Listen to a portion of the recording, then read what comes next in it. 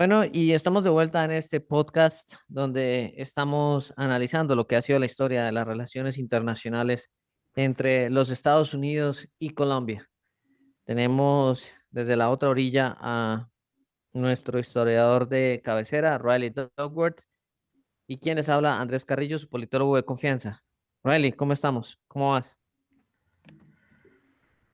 Bueno, tenemos otro episodio, un episodio más que lo que planeamos. Este episodio será más breve que los dos anteriores, a continuar con la historia de la relación bilateral entre Colombia y Estados Unidos. Y primero, me gustaría decir gracias a nuestros oyentes por seguir con nosotros y por tolerar nuestras diatribas. La dictadura de Riley. Bueno, como dije, este episodio será más breve que los anteriores. Hablaremos de unos temas relacionados a lo que discutimos la última vez. Quería incluirlos en ese episodio, pero como ese guión ya era un lío grotesco e hinchado, decidí guardarlos para este. Bueno, dispara entonces. Entonces, vamos a hablar un poco sobre Bolívar y los Estados Unidos tras haber discutido su conflicto diplomático con William Henry Harrison, que resultó en cargos de insurrección contra Harrison, el futuro presidente de Estados Unidos. Hablamos en el último episodio sobre esos conflictos políticos y ideológicos y cómo las ideas de Bolívar contribuían a crecientes problemas con el gobierno estadounidense. Entonces, nuestros oyentes probablemente están cansados de escuchar mi voz. Entonces, después de haber aprendido más sobre estos temas. Tú, Andrés, ¿qué comentarios tienes sobre los temas del episodio anterior, de la disputa entre Bolívar y Harrison, además de las ideas de Bolívar y sus opiniones sobre Estados Unidos? Bueno, lo que yo me atrevo a decir es que generalmente las relaciones internacionales, pues al fin de cuentas son hechas por humanos, humanos con ideas, con opiniones y según lo que yo veo es que muchas veces se tomaban acaloradas estas decisiones o se escribían estas cartas y pues tomaban tiempo en llegar, no es como cuando hoy uno contesta por WhatsApp y simplemente contesta lo primero que se le viene a la cabeza. Ahora no me imagino una carta cuánto duraría en llegar de Bogotá a Washington o un comunicado. Y en esos, no sé, tal vez un mes más, unos 2 meses de ida y venida, lo que pueda cambiar el aspecto político. Ahora, ver a los Estados Unidos ya actuando como una potencia regional, extendiendo su influencia en América Latina, pues digamos que ya los Estados Unidos se quería elegir como eso, como un momento, o sea, yo no me imaginaba en ese momento si Bolívar pensaba, para mí iba a ser un problema Argentina o Chile o no sé, algún otro país, pero para Estados Unidos era indispensable que todo el cono sur estuviera, pues, no bajo su mando, pero que no tuviera influencia de una potencia extranjera. Bueno, sin ir más lejos, algo así muy parecido a la doctrina Monroe, pero a su estilo de ese tiempo. Y ahora ver, no sé si en ese entonces tal vez m- los americanos o la visión americana era distinta a lo que era Colombia, pero yo también entiendo a Bolívar, ¿sabes? Porque Bolívar, él quería un centralismo fuerte, mientras ustedes querían un federalismo. Pero pues Estados Unidos es una vasta llanura, es plano. O sea, ustedes pueden poner su capital donde, en cualquier parte, en cualquier costa, en el centro, donde deseen, En, y es, bueno, en esa época pusieron su capital en el medio de un pantano. pero, o sea, yo quisiera entender a Bolívar también. porque controlar, o sea, ya había ocurrido situaciones con Venezuela y me imagino que él quería concentrar el poder central y eso fue lo que asustó a los Estados Unidos porque estaban pensando que él quería convertirse, bueno, en ese entonces no habían dictadores, creo, en ese entonces había era monarcas o reyesuelos, como sea. Los dictadores vinieron un tiempo después, pero eso le asustaba a los Estados Unidos. Entonces, o tal vez no le asustaba, pero no era lo que ellos deseaban de un país como Colombia. Mi pregunta tal vez para ese entonces, ¿qué países eran importantes? Porque me atrevo a pensar que Colombia era un país importante en ese momento, o la Gran Colombia era un país importante para los Estados Unidos. Creo que más que ahora. No sé en ese entonces qué influencia tenían los Estados Unidos, China, bueno, Rusia o el Medio Oriente. Medio Oriente ni siquiera había países. Entonces, eh, ¿qué, qué, quiénes éramos nosotros para los americanos? O sea, ¿fuimos una prioridad en ese entonces o no? Es interesante. Bueno, con respecto a Gran Colombia, es un caso interesante con respecto a Estados Unidos y Colombia. Es diferente de otros casos porque en ese momento Estados Unidos no tenía ambiciones territoriales en Colombia, a diferencia de México y Cuba, que eventualmente serían los objetos del expansionismo e imperialismo. Colombia estaba demasiado lejos y apartada. Entonces, no obstaculizaba la expansión territorial estadounidense. De hecho, esa es una de las razones por las que Estados Unidos y Colombia han tenido una relación tan buena. Pero, como se sabe, la excepción fue la separación de Panamá. Ujú. Pero esa es la excepción. Pequeña excepción, un país entero, ¿no? Sí, pero hablaremos un poco más sobre Panamá y las complejidades. Ok. Pero bueno, entonces avancemos en lo que era esta historia, en el cruce de correspondencia diplomática entre Bolívar y los Estados Unidos. En ese entonces ya era Jackson o quién era el presidente. Depende el momento. En Jackson despidió a Harrison.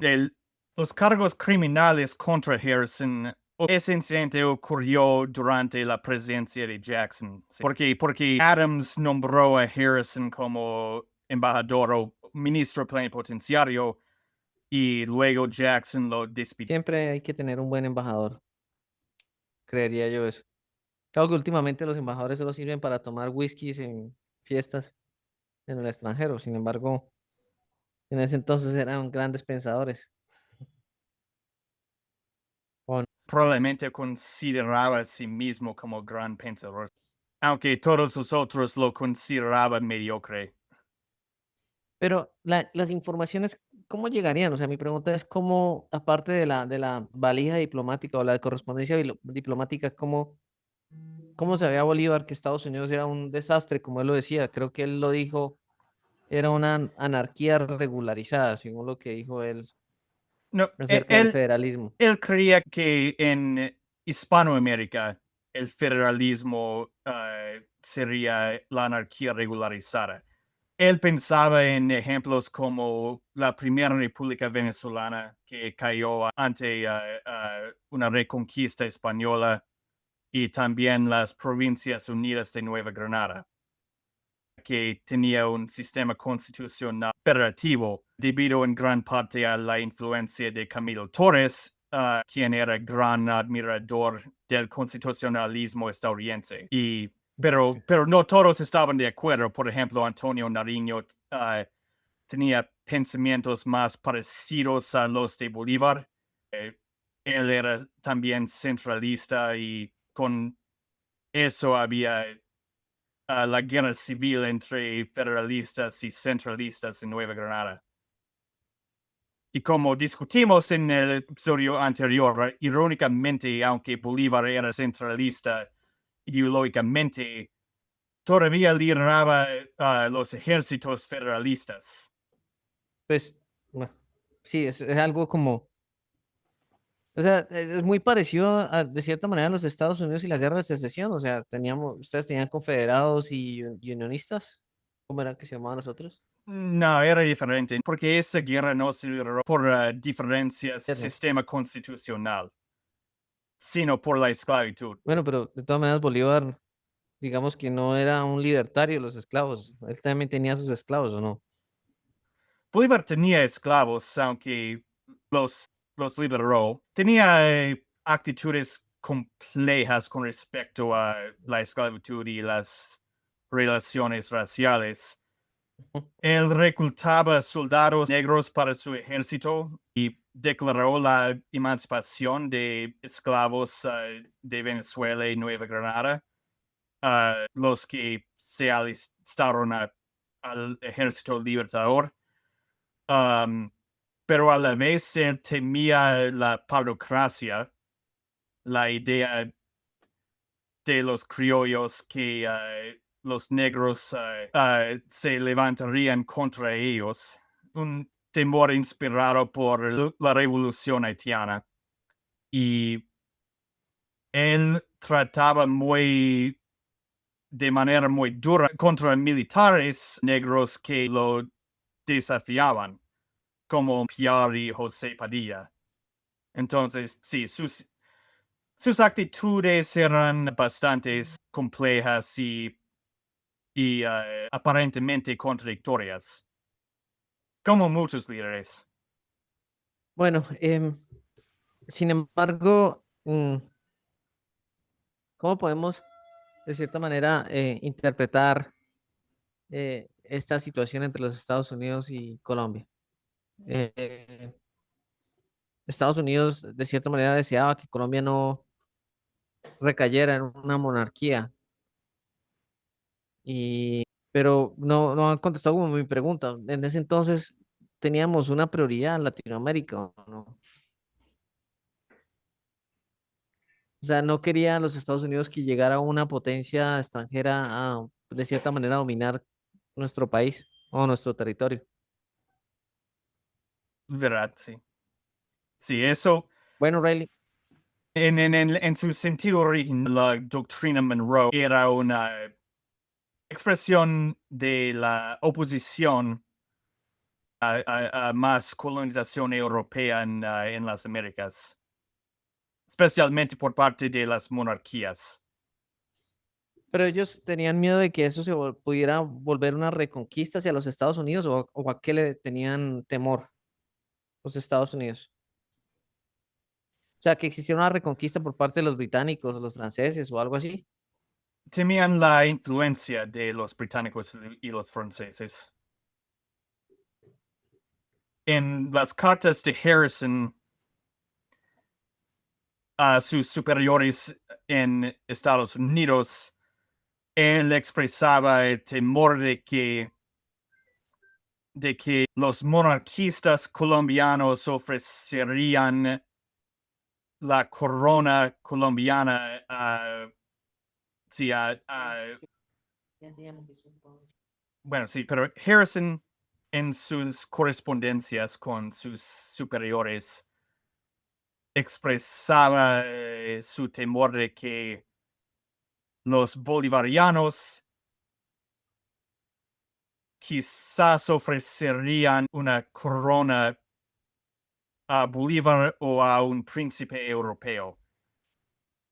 Él no mencionaba ningunos por nombre, pero probablemente en especial se refería a personas como el entonces secretario de guerra y futuro dictador Rafael Urdaneta, que alguien conocido como más bolivariano que Bolívar. También Harrison mencionó tales personas en su carta a Bolívar que resultó en los cargos criminales, pero él temía la posibilidad de una monarquía colombiana. Pero, ¿cuál hubiera sido, bueno, si hubiera sido una monarquía colombiana, qué en peligro tendrían los Estados Unidos? ¿Que la monarquía se expandiera por toda Latinoamérica? Cabe recordar que en esta época el republicanismo de el republicanismo revolucionario en las Américas todavía era un sistema experimental. Mm. Cabe recordar que Estados Unidos solo que durante esta época, durante los años que discutimos, celebró los 50 años de su independencia. Entonces, si la revolución antimonárquica para estadounidenses todavía...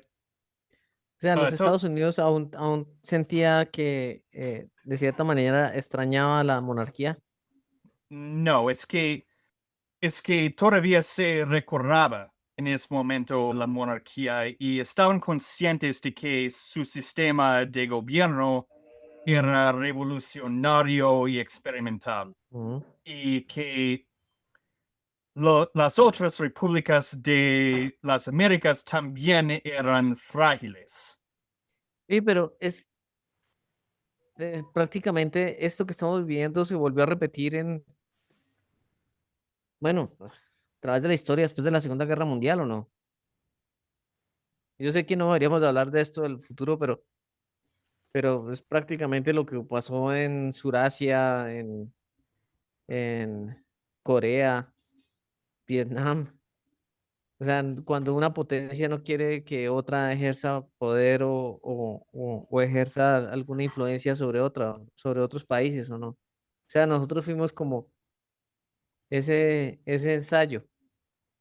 Es más, ¿a qué otros países Estados Unidos en ese entonces dirigía cartas o hacía esta clase de objeciones acerca de un sistema de gobierno? O sea, en ese entonces, ¿a quién más? En México México, también en contra de la monarquía mexicana bajo el emperador Agustín Iturbide. Ah, ¿qué? sí, entonces la idea de una monarquía en las Américas tan, no era tan improbable porque de hecho había dos, en México y también en Brasil, y brevemente en Haití también. Y entre los independentistas sudamericanos también había monarquistas. Por ejemplo, José de San Martín quería establecer una monarquía constitucional en Perú, una idea que Bolívar rechazó. Ujú. Yo lo que siento es que en ese entonces ya podíamos hablar que eran, los presidentes eran estadistas, o sea, statesman, o como lo llaman ustedes, Sí, que pensaban en las generaciones venideras. Hoy nuestros presidentes solo piensan a veces ni piensan, o no. Bolívar creía en un futuro republicano y él creía que eso dependería en el establecimiento de un Estado fuerte con la capacidad de gobernar. Y para él la manera ideal para realizar tal sueño era un gobierno muy centralizado con un ejecutivo poderoso. Es prácticamente lo que tenemos hoy, ¿o no? No, no tanto, pero en la próxima sección del episodio discutiremos la constitución moderna de Colombia y su relación con la historia ideológica. Bueno, muy bien. Entonces, Es verdad que es un estado, establece un estado unitario, pero es descentralizado. bueno, entonces, ¿qué tal si tomamos un pequeño descanso y ya regresamos? ¿Vale? Bueno, muy bien, y estamos de vuelta una vez más después de este pequeño receso en el que seguimos hablando acerca de lo que es la historia de las relaciones internacionales entre Estados Unidos y Colombia y pues avanzamos con este tema de lo que fue el bolivarianismo, si se puede decir de esa manera, o las ideas bolivarianas y lo que pensaba el Libertador y cómo de cierta manera se enfrió esa relación con los Estados Unidos y cómo em, de cier- podemos decir que le dejó de gustar un poco el sistema democrático que tenían los Estados Unidos. Riley, bueno, estamos de vuelta. ¿Qué tal si avanzamos entonces con este tema tan importante? Sí, bueno, primero me alegra oír una opinión colombiana sobre tales temas. Como extranjero tengo mis propias limitaciones, pero vamos a dejar atrás mis limitaciones porque vamos a discutir el sistema estadounidense, Ok. lo que Bolívar consideraba inadecuado para Colombia. ¿Fue Bolívar el que dijo que prefería el Islam? Dijo como chiste que preferiría el Corán a la Constitución estadounidense para Hispanoamérica, pero en realidad él prefería el sistema parlamentario británico, algo unitario y centralizado. Bueno, Ok. para hacer una referencia a la crisis diplomática que discutimos en el último episodio, creo que podemos estar de acuerdo en que el enojo de Bolívar hacia William Henry Harrison no carecía de justificación. Después de todo, Harrison, un diplomático extranjero, se había alineado abiertamente con la oposición santanderista en violación de su deber. No obstante, hay otra pregunta. ¿Bolívar tenía razón sobre el constitucionalismo y los Estados Unidos? El Libertador basó sus teorías sobre el federalismo norteamericano y su supuesta inadecuación para Hispanoamérica de cierta manera en la idea del excepcionalismo estadounidense, no en el sentido de una superioridad inherente ni en un destino especial, sino en términos de la historia. Creía que ya que el pueblo norteamericano tenía una tradición de autogobernanza antes de independizarse del Imperio Británico, estaba mejor preparado para un republicanismo más libre y democrático, y que las reglas que se aplicaban a otras repúblicas nacientes no se aplicaban tanto a Estados Unidos, particularmente el dictamen de Montesquieu de que el republicanismo solo funciona bien para los países pequeños y homogéneos, y que la autoridad absoluta y despótica de una sola persona es mejor para gobernar las poblaciones grandes y heterogéneas. Pero de cierta manera le estaba dando un poco la razón a Bolívar, ¿o no? Bueno, eso lo vamos a discutir.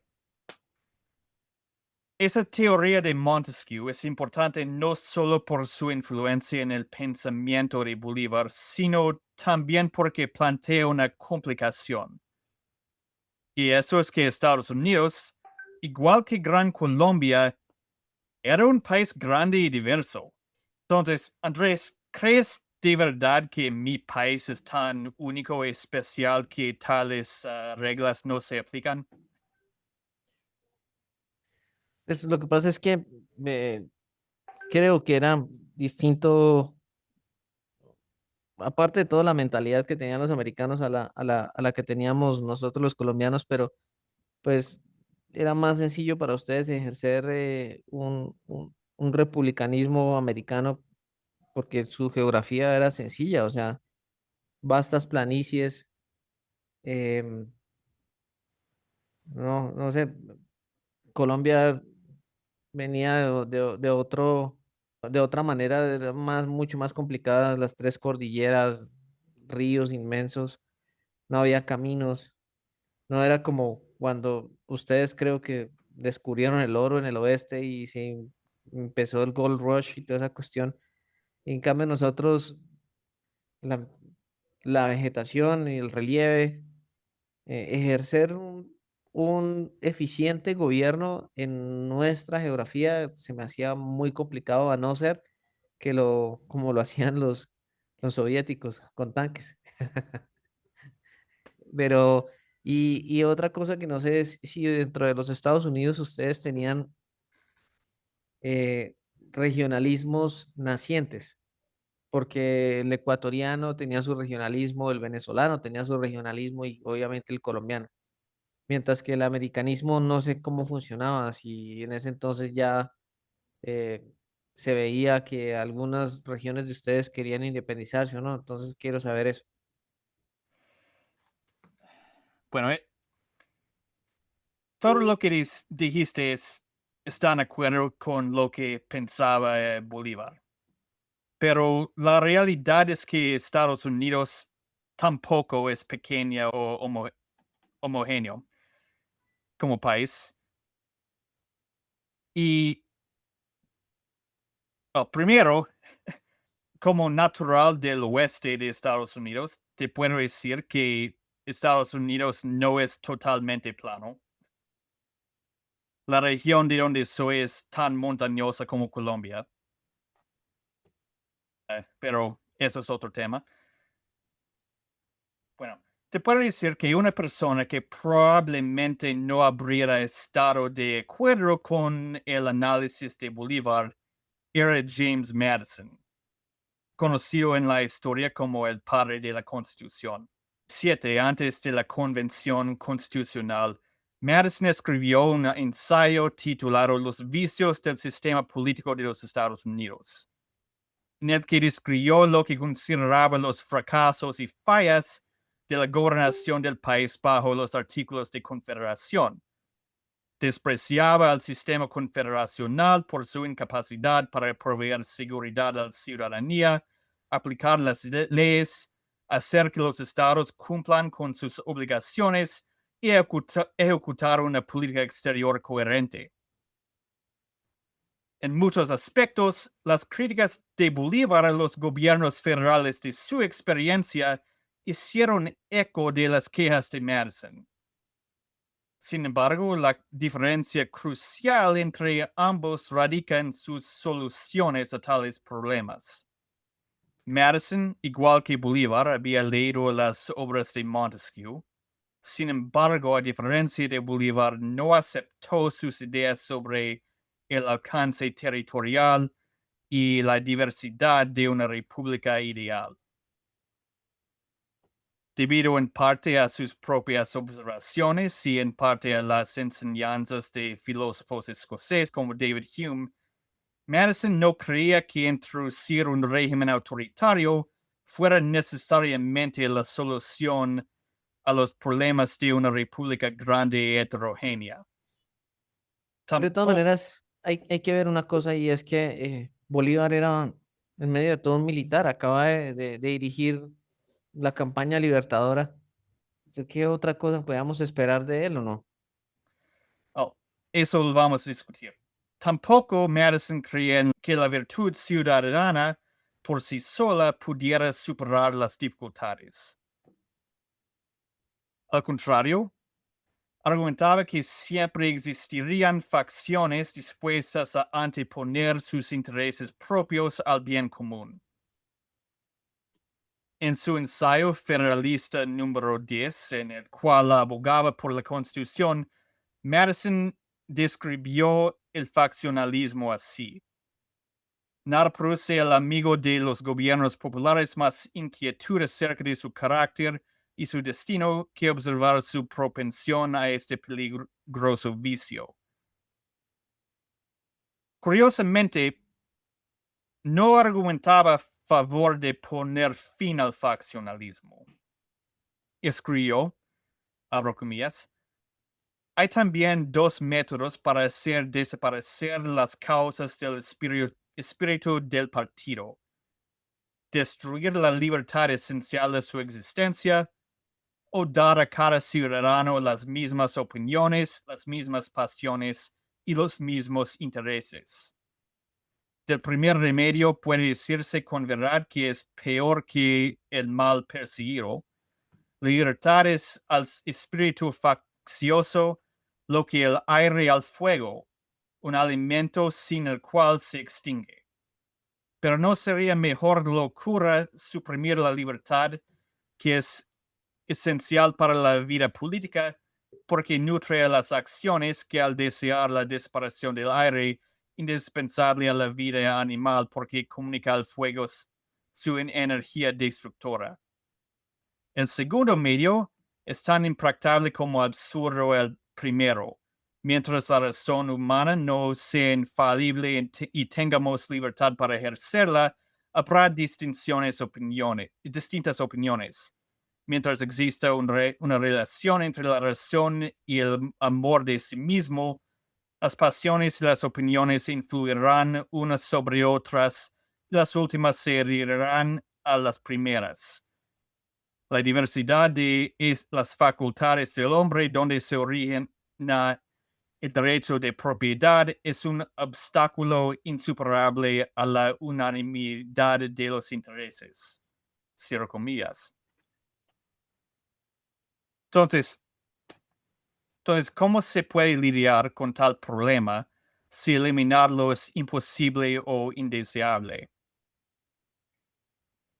En la lógica de Madison, una gran multiplicidad de facciones podría ameliorar los problemas y, por lo tanto, una república extensa era preferible a una república pequeña. Afirmó que un sistema representativo amplio, en ese argumento, Madison afirmó que en un sistema representativo amplio, ningún partido o facción interesada tendría la fuerza suficiente para tiranizar a los demás. Pues, Otra manera... es la democracia como tal. Sí, pero era una idea relativamente nueva en ese momento.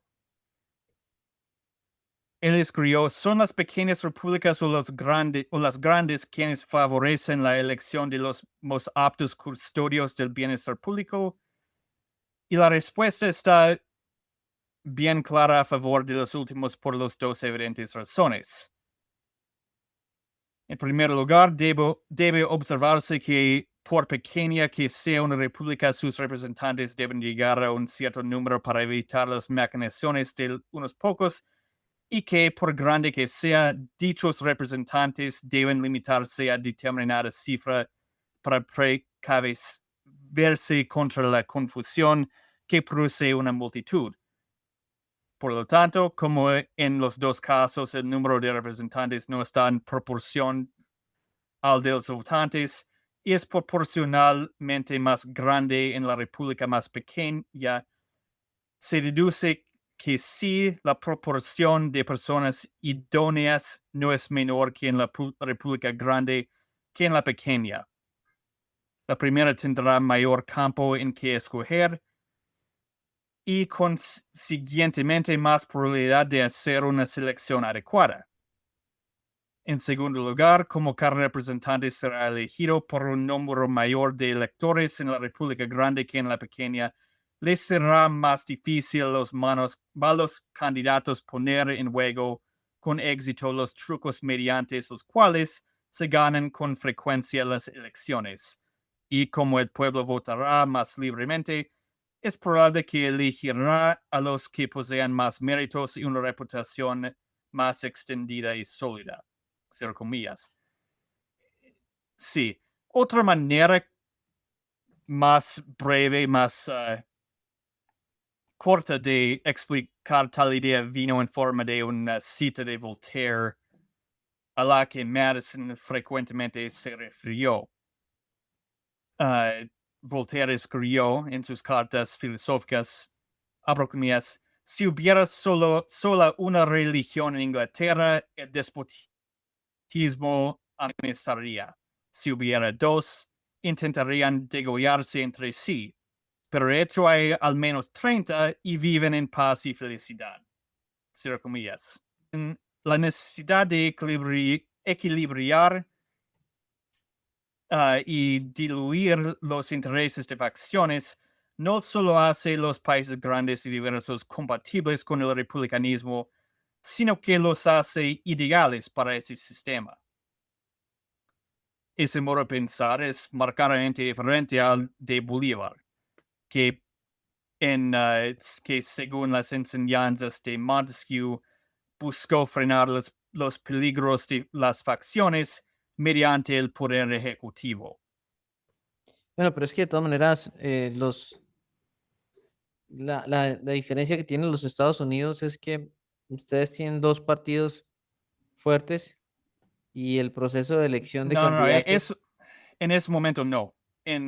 Durante la redacción y ratificación de la Constitución ya no existían los partidos como que ahora tenemos. Entonces, ¿qué existía? Había las varias facciones a las que refirió Madison. Um, Durante los debates sobre la ratificación, um, los partidarios de la nueva constitución tenían el apodo de federalistas y en retrospectiva los oponentes se llamaban antifederalistas, pero no era un sistema partidista. Pero era aristocrático, ¿no? ¿Qué? ¿Se podría decir que era aristocrático? Entonces, ¿quién gobernaba? Bajo el sistema creado por los artículos de confederación, Estados Unidos de verdad no era un país, sino una amplia unión de estados independientes. Tenía un Congreso con muy poco poder. La gran mayoría del poder residía en los gobiernos estatales, gobernados por gobernadores y legislaturas elegidas. Pero Ujú. el debate era un un aspecto importante del debate sobre la Constitución fue que los oponentes a la Constitución igual que Bolívar, aceptaban la teoría de Montesquieu. Un país tan grande no podía ser una república democrática. A diferencia de Bolívar, ellos no argumentaban a favor de la centralización, ser, sino a seguir siendo una colección de repúblicas pequeñas. Pero Mm. Madison, como dije, rechazaba ese argumento a favor de decir que en realidad una república grande sería mejor que una pequeña. Sí.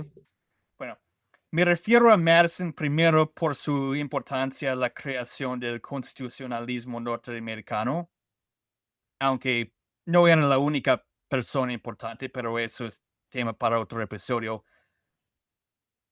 Y por las comparaciones y contrastes entre su visión constitucional y la de Bolívar.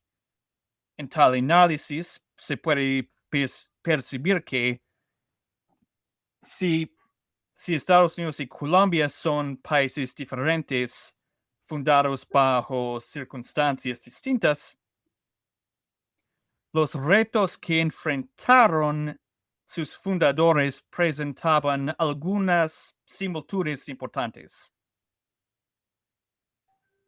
Cabe recordar que que la época de las revoluciones de los siglos XVIII-XIX fue un periodo de experimentación en el que las teorías de la Ilustración se pusieron en marcha por primera vez. En los ejemplos de Estados Unidos y de la Gran Colombia en general, y en los pensamientos de Bolívar y Madison en particular, se pueden ver diferentes maneras de realizar tales experimentos y de aplicar la sabiduría convencional sobre teorías de gobernanza. ¿Qué? Para quedar en claro, no quiere decir que un modelo sea inherentemente mejor que el otro, ni afirmar que el federalismo madisoniano pudiera haber sostenido a la Unión Gran Colombiana. Esa es una cuestión hipotética y no se puede saber la respuesta. No obstante, se sabe con la perspectiva de la retrospectiva que el centralismo bolivariano no logró hacerlo. Con la implementación de su sistema preferido, Bolívar buscó mantener el orden público y la unidad nacional, pero su dictadura provocó más rebeliones de las que previno. Y los sentimientos separatistas en Venezuela y Ecuador solo aumentaban. Por fin, como se sabe, la Gran Colombia se disolvió. En un ejemplo de cómo la historia no se repite pero rima, como dijo Mark Twain, el bolivarianismo 2.0 volvió a dominar el constitucionalismo colombiano luego.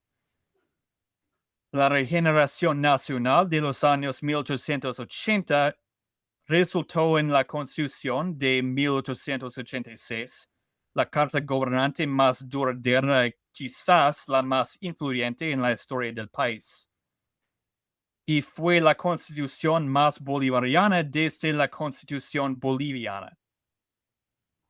Esa Constitución fue la reacción ante las debilidades percibidas del federalismo que había dominado el país durante el periodo de la hegemonía liberal.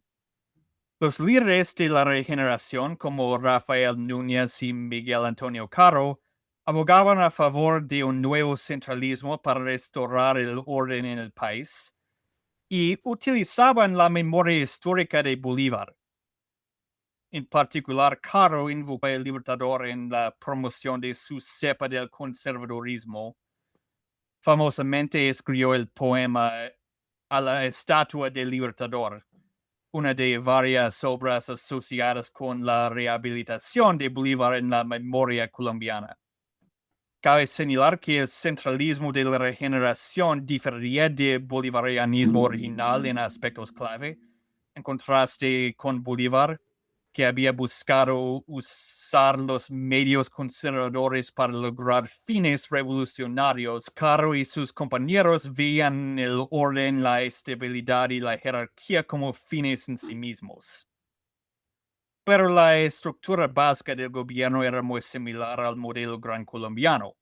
Todo el país fue gobernado desde Bogotá. Los territorios tenían poca autonomía y la participación ciudadana fue relativamente restringida. Pero si Estados Unidos hubiese seguido ese modelo de gobernanza como con sus gobernadores, ¿no se hubiera de pronto fragmentado y hubiera sido una pequeña Europa? Porque pues No, nosotros nos fragmentamos en tres. sí, y fragmentó en tres países, como dije, debido al centralismo. Porque, sí, bueno, voy a explicar más.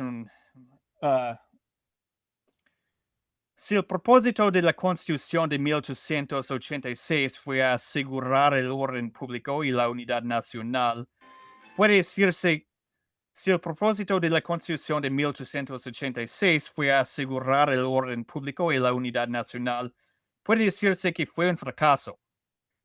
Igual que el centralismo de Bolívar, la gobernación conservadora resultó más eficaz para provocar las rebeliones que para vencerlas. El periodo de la centralización se caracterizó por terribles estallidos de violencia, como la Guerra de los 1000 días, el Bogotazo y el inicio de los conflictos con las guerrillas y las mafias del narcotráfico. Además, hubo golpes de Estado, una dictadura y la separación de Panamá. No quiero absolver al gobierno estadounidense por sus acciones flagrantemente agresivas e imperialistas en esa crisis, pero me gustaría señalar que la separación de Panamá tiene sus raíces en que los panameños ya no querían ser colombianos. El gobierno bajo la constitución centralista impuso políticas impopulares en el istmo y intentó mantener su colombianidad mediante la fuerza. incluso antes de la adopción de la Constitución de 1991, era evidente que la centralización no había alcanzado sus objetivos. Quizás la mayor concesión a esa realidad vino en 1987, cuando se aprobó la reforma constitucional que permitió las elecciones populares de alcaldes y gobernadores. Pero eso no era suficiente y por lo tanto se debía adoptar la actual constitución. En esta época, políticos de todas las tendencias, ya sean de derecha, izquierda o centro, al menos defienden de boquilla la descentralización de una u otra forma. Bueno, Andrés, antes de concluir mis pensamientos, me gustaría preguntarte algo. Adelante. El cambio constitucional más reciente ocurrió durante tu vida, aunque me doy Ujú. cuenta de que eras muy joven en ese momento. Me gustaría saber qué impacto tiene el constitucionalismo en tu sentido de identidad como colombiano. Pues, primero que todo, en ese momento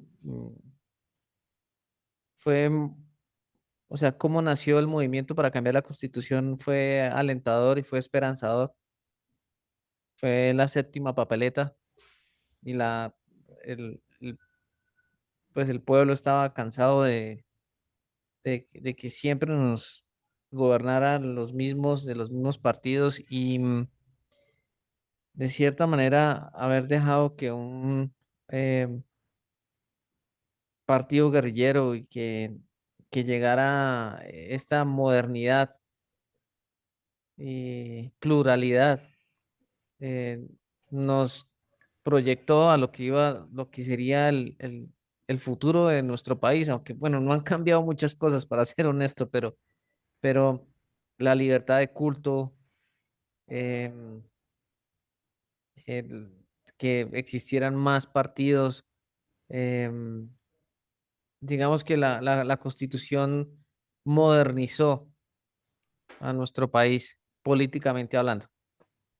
Sí, Y ver que eso nació en medio del peor momento de nuestro país, cuando estábamos, la guerrilla se tomaba pueblos y el narcotráfico ponía bombas en Bogotá, digamos que, que, que sirvió. No sé, ustedes, su constitución, ¿qué pasaba en ese momento? ¿Estaban mal? ¿Tenían problemas? ¿Tenían invasiones? ¿Tenían o cómo fue el momento de que nació su constitución? Porque la de nosotros, la del 91, no estoy hablando de la del 1886, no, sino la del 91 fue un momento clave y crucial en la vida de todos los colombianos. sí. Para mí algo interesante es que lo que acabas de escribir es esencialmente un sistema madisoniano con una pluralidad de facciones, de partidos. Aunque todavía Colombia no es federalista, pero para mí es interesante porque esencialmente, bueno, he leído en algunos libros e ensayos que la Constitución de 1991 es una constitución más santanderista que bolivariana, porque es un estado unitario pero descentralizado. Pero pero sí, básicamente un sistema con una pluralidad y multiplicidad de partidos y facciones es madisoniano, como ya discutimos. Es algo para mí, como observador estadounidense, interesante. Mm. Pero, pero hay otro elemento, aparte del constitucionalismo, que creo que debemos discutir un poco. Pero discutamos eso en el próximo segmento, ¿te parece si hacemos un breve receso y ya regresamos? Vale. Ok, ok. Muy bien, y regresamos de esta pausa en la que analizamos lo que son o lo que es la historia de las relaciones entre los Estados Unidos y Colombia y pues sobre todo un tema muy interesante que era el debate que tenía Bolívar y los americanos, los norteamericanos, en lo que tenía que ser cómo controlar o ejercer un sistema de gobierno em, para países geográficamente grandes y diversos. Y sobre todo dos naciones con, digámoslo así, sistemas de gobierno muy nuevos, muy prematuros tal vez. Y como hasta el mismo Bolívar decía que era imperativo tal vez tener una pequeña tiranía para controlar un gran país. Y Riley, bueno, ¿qué puedes opinar o qué podemos hablar de este tema? Antes de concluir, me gustaría regresar a un tema en particular, un tema que tú sacaste. Mencionaste que Bolívar era militar y la probabilidad de que eso tuviera algo que ver con su ideología. Y eso es correcto. Su insatisfacción con los gobiernos federalistas se debió en gran parte a lo que él percibía como su incapacidad para librar una guerra eficazmente. Su incapacidad. Si él veía los fracasos de gobiernos como la Primera República de Venezuela y las Provincias Unidas de Nueva Granada en, en la guerra contra el realismo. ¿Qué? En ese respecto, Bolívar tenía mucho en común con el Partido Federalista Estadounidense durante los años tempranos gobierno estadounidense. Ese partido, y sé que esto puede ser un poco confuso debido al nombre del partido, pero favorecía un gobierno nacional más fuerte y consolidado. Y muchos de sus miembros eran exoficiales del ejército de la guerra de independencia que habían visto a primera mano la ineficacia del Congreso Continental.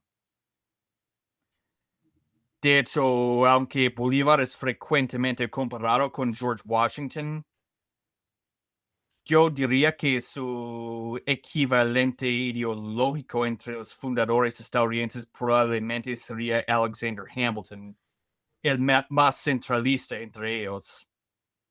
Durante la Convención Constitucional, Hamilton, de manera muy parecida, Bolívar abogó a favor de una presidencia y un senado vitalicios. ¿Cómo así? Para vitalicio para todos los miembros del Senado, o sea, que no se puedan cambiar. Para todos los miembros del Senado, sí. Uf. Con, condicionada de su bien desempeño y comportamiento en el cargo. Bueno, además, aunque nunca propuso públicamente un gobierno unitario, cuestionó en privado la necesidad de los estados como entidades.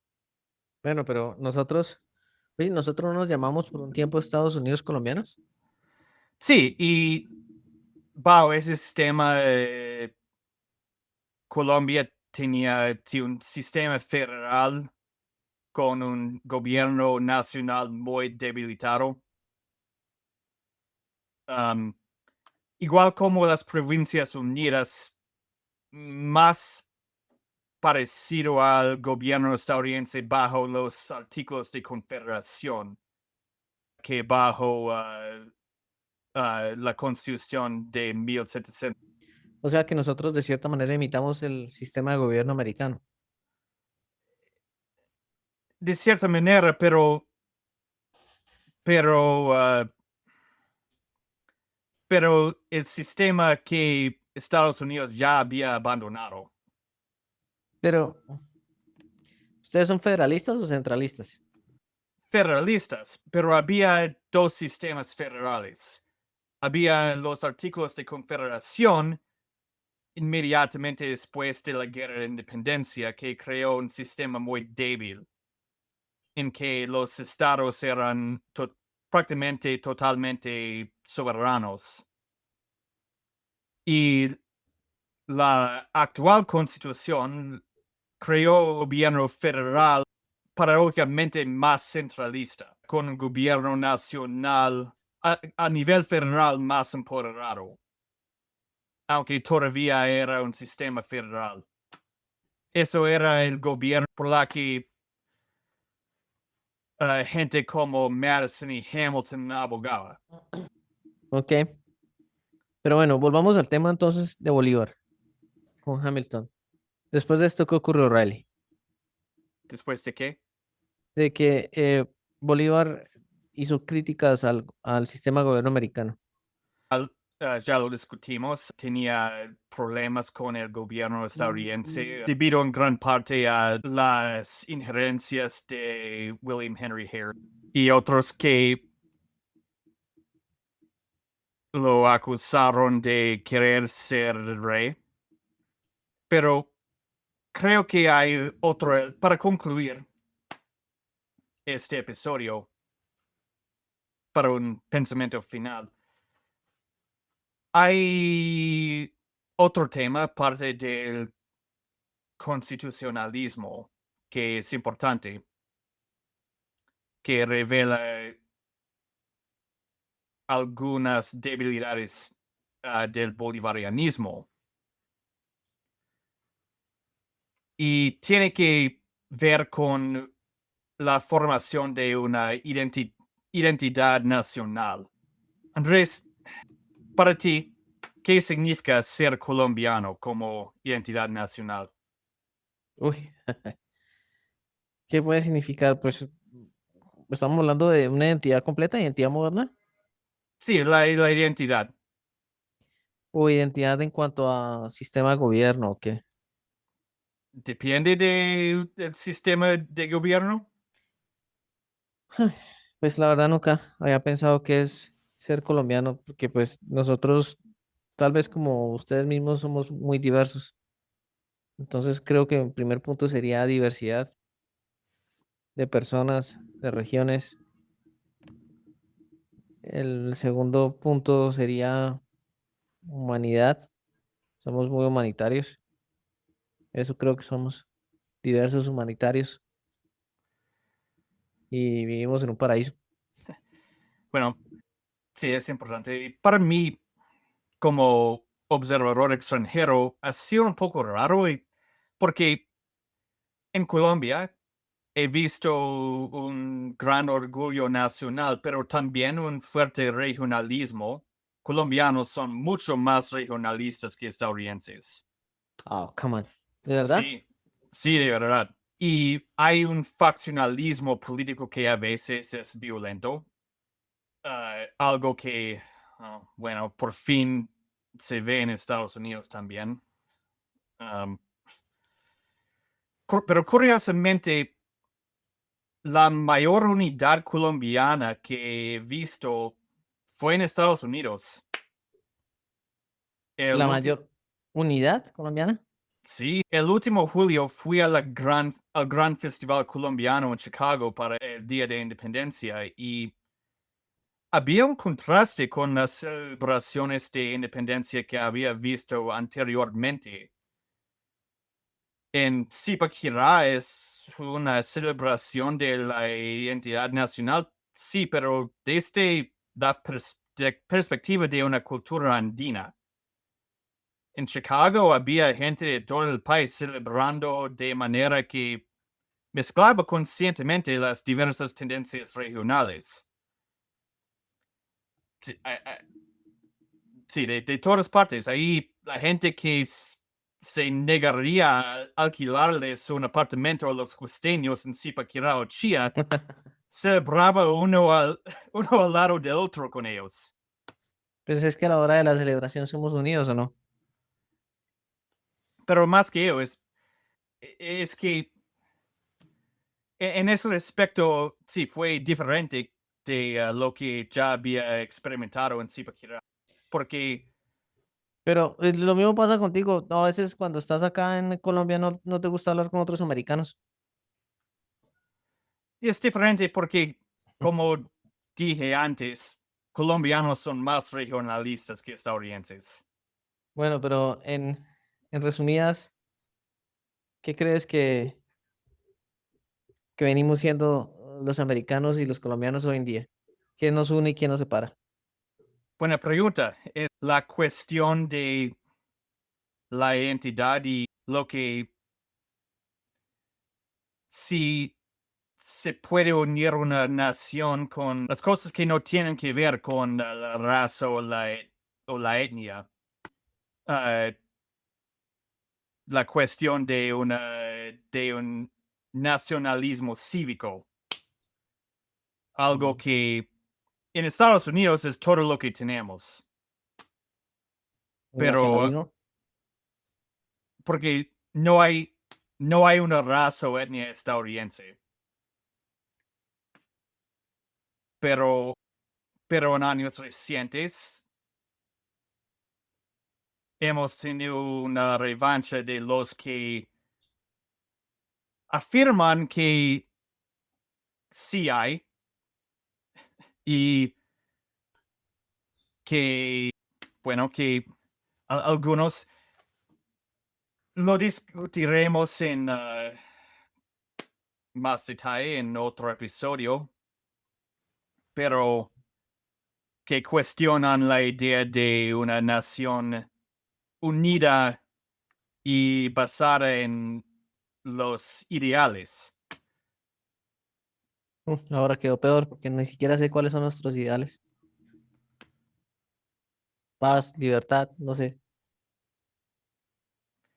Bueno, bajo la idea del nacionalismo cívico son las ideas de libertad, de la búsqueda de la felicidad, de la igualdad, que nos unen. Pero sí, hay algunos que cuestionan a ese concepto y ese grupo ahora está más empoderado que nunca. Bueno, pero ese es tema para otro episodio. Bueno, Riley, es más que emocionante tener que hablar estos temas acerca de nuestra historia y a veces me doy cuenta que somos más que unidos. Sí, sí, pero desde la perspectiva colombiana, mis, bueno, mi pensamiento final se trata de esa idea de la identidad nacional, que el uno de los problemas más graves para el constitucionalismo de Colombia en su época de fundación era que no es tan fácil crear una identidad nacional. Para volver al, para Sí, volver al tema de Bolívar, Estados Unidos y Gran Colombia, creo que hemos establecido que el bolivarianismo no funcionó bien para Colombia. es que Durante, en ese momento tal vez no teníamos identidad, éramos un país nuevo. Nuestra sí, identidad era Bolívar, tal vez. y ese es el problema. Gran parte del fracaso del centralismo se debe a que una identidad nacional requiere tiempo para desarrollarse y no puede imponerse solo con la fuerza. Imagínate tú, Andrés, pero como alguien nacido antes de la independencia, es decir, bueno, como en 1800. Ujú. Igual que en la realidad eres zipaquireño en esta situación hipotética, pues imagínate, a lo largo de tu vida, has vivido bajo la autoridad de distintas entidades políticas. Primero el Imperio Español y después el régimen cabilista. Después de eso, las Provincias Unidas y el Estado Libre de Cundinamarca y los españoles otra vez.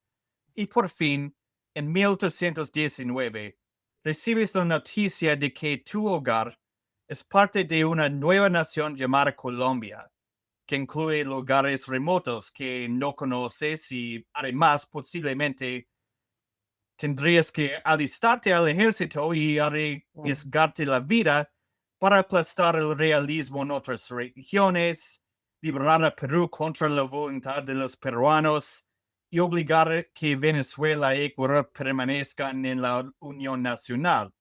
Además, en esta situación hipotética, si no posees propiedad o eres analfabeto, no tienes derecho a participar en el proceso político que decide sobre tales cuestiones. Bueno, entonces, en esta situación, ¿cuán entusiasmado serías por ser colombiano? Bueno, no sabría decir cómo pudo haber ocurrido en ese tiempo.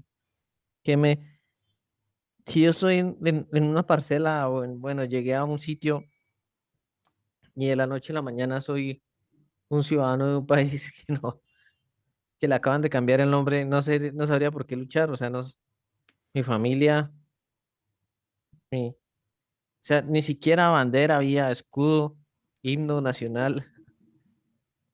O sea, ahora sí vengo a entender nosotros desde nuestra, eh, de nuestro momento tan confortable en el que vivimos, criticamos a veces el pasado sin saber lo que ellos pensaban precisamente en ese momento, como cuando hablábamos de la patria boba, porque perdieron la independencia y pues en ese momento la identidad es muy importante para todo. O sea, ¿cómo le podemos pedir identidad colombiana a unas personas que hasta ahora se acababan de desayunar que eran colombianos?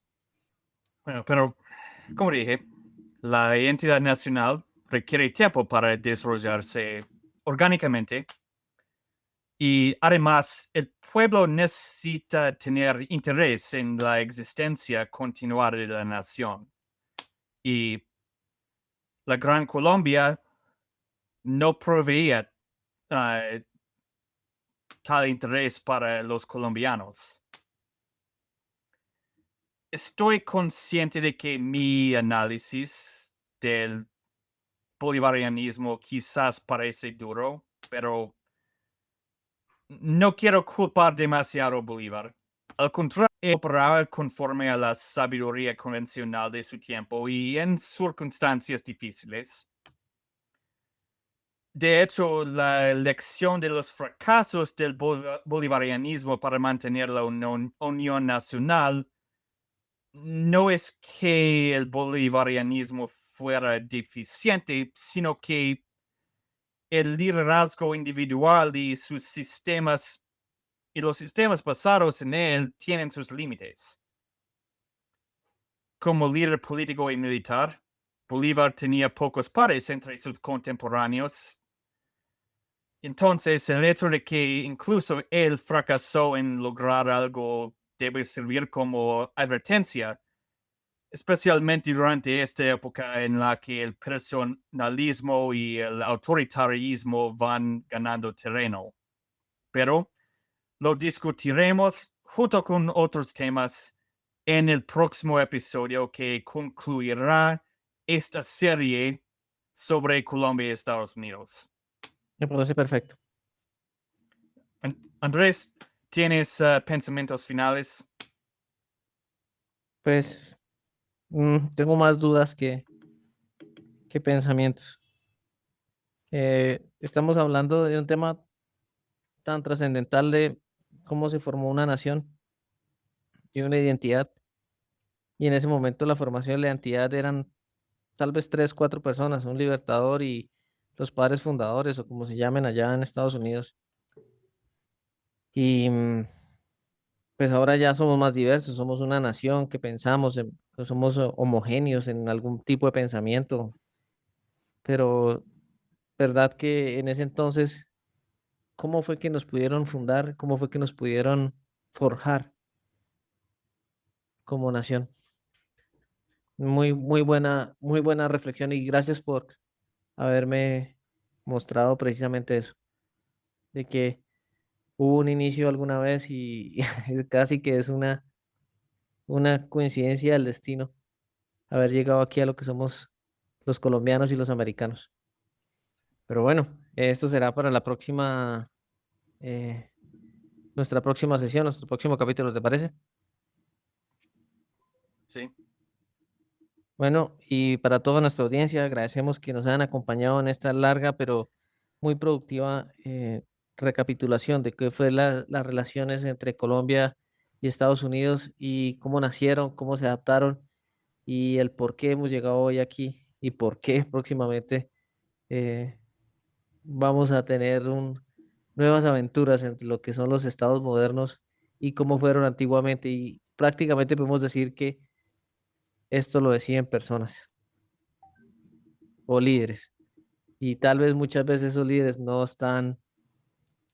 tienen la razón, muchas veces se equivocan, tal vez otras sí la tienen, pero pues ojalá que las decisiones por venir entre nuestros dos países sean las mejores, Riley. Bueno, un abrazo, Riley, y volvemos para más capítulos, ¿verdad? Sí, uno más sobre este tema. Ok, Y eso concluirá, sí, la serie de episodios sobre este tema, sí. Y perfecto. después de eso vamos a seguir adelante otros. Bueno, esto fue todo por hoy y no olviden nuestro próximo capítulo. Un abrazo, Riley.